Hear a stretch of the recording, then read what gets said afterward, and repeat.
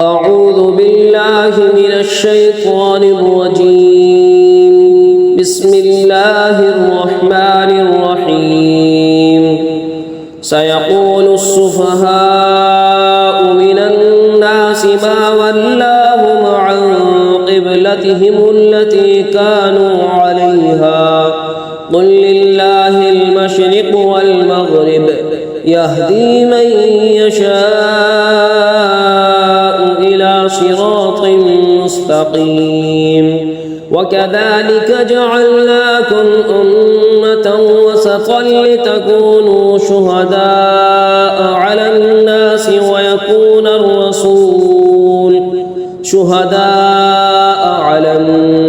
ويكون الرسول عليكم شهيدا. وما جعلنا القبلة التي كنت عليها إلا لنعلم من يتبع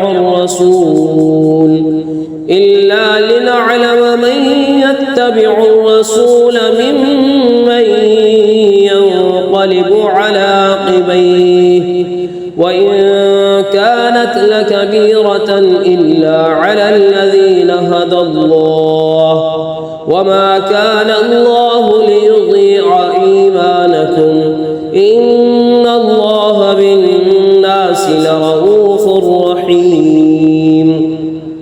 قد نرى تقلب وجهك في السماء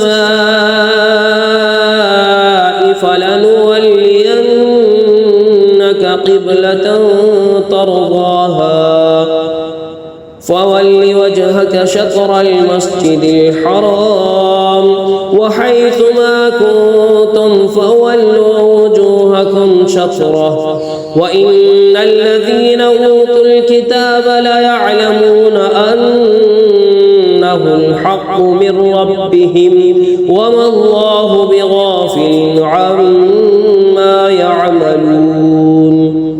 ولئن أتيت الذين أوتوا الكتاب بكل آية ما تبعوا قبلتك وما أنت بتابع قبلتهم وما بعضهم بتابع قبلة بعض ولئن اتبعت أهواءهم من بعد ما جاءك من